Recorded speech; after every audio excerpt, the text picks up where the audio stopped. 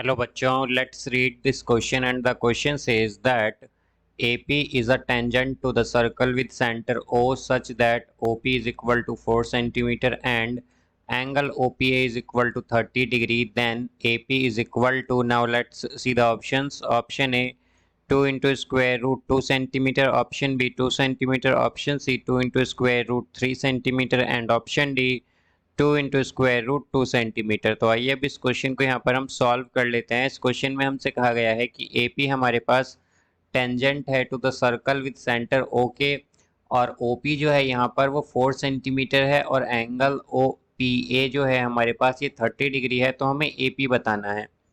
तो यहाँ पर हम की कॉन्सेप्ट यूज करेंगे, that radius and tangent are perpendicular at their point of contact.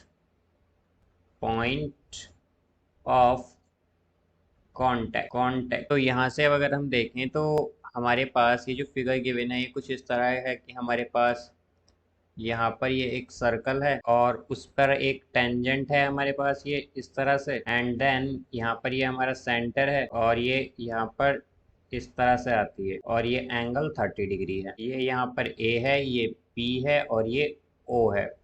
तो अब अगर हम इसे और इसे ज्वाइन करें यहाँ पर A को O से, तो क्या होगा, ये परपेंडिकुलर हो जाएगा हमारे पास। बिकॉज हम जानते हैं, जैसा कि हमने की कॉन्सेप्ट में देखा था, कि जो रेडियस और टेंजेंट होती हैं वो परपेंडिकुलर होती हैं eight their point of contact. तो यहाँ पर ओ ए क्या है, ये रेडियस है हमारे पास, बिकॉज ओ क्या है यहाँ पर सेंटर। तो यहाँ पर ओ ए रेडियस हो जाएगा।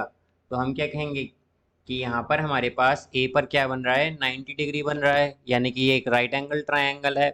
और हम जानते हैं कि हमारे पास राइट एंगल ट्रायंगल में क्या होता है कि साइन थीटा जो है, sine theta is equal to perpendicular hypotenuse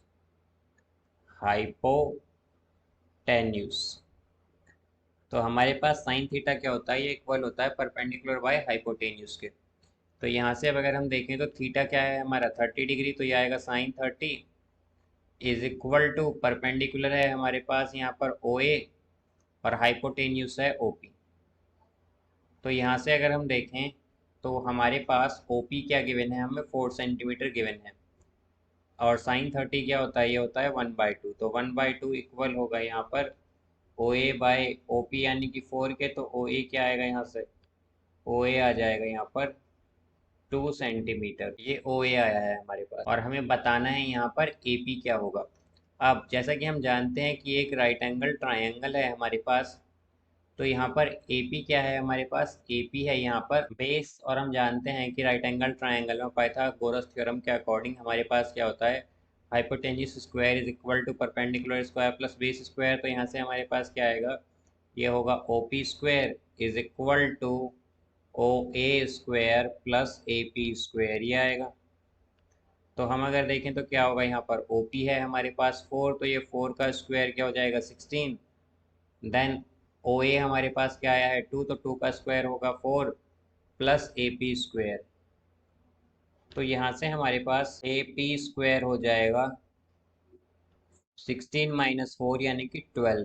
तो हम क्या कह सकते हैं कि ए पी हमारा इक्वल होगा स्क्वायर रूट 12 सेंटीमीटर के, या फिर ए पी आएगा हमारे पास 2 into स्क्वायर रूट 3 सेंटीमीटर। तो इसका करेक्ट आंसर होगा हमारे पास option C 2 into square root 3 centimetre. So I hope you understood it well. Best of luck. Thank you.